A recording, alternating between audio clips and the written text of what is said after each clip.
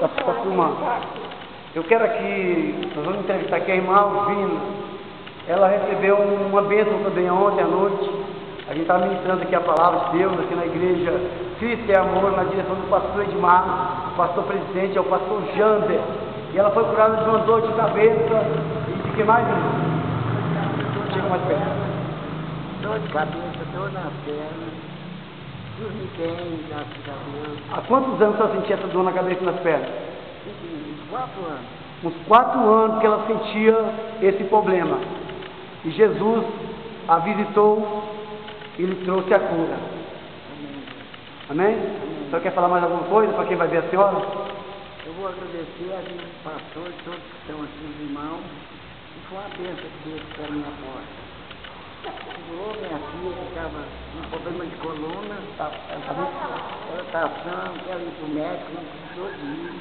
Graças a Deus. Graças a Deus, amém. A do irmão fez tudo lá do irmão. Deus abençoe então, em nome de Jesus. Deus abençoe, irmão.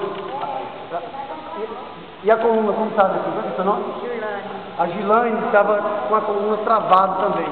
Estava ruim. Ela mal se movimentava, ela mal se levantava. Conte aí, como é que foi?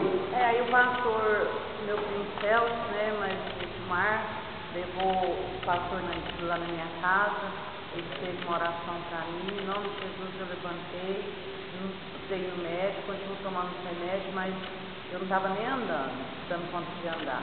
De ontem para cá eu melhorei bastante, em nome de Jesus. Graças a Deus. Então, Jesus continua agindo nas vidas. Você que está nos vendo aí na internet, nos ligue, nós fazemos campanha por telefone, nós oramos. E também, se quiser nos convidar para pregar na sua igreja, para fazer uma campanha, o telefone está no vídeo, aí você nos procure. Entre em contato conosco. Deus abençoe os irmãos.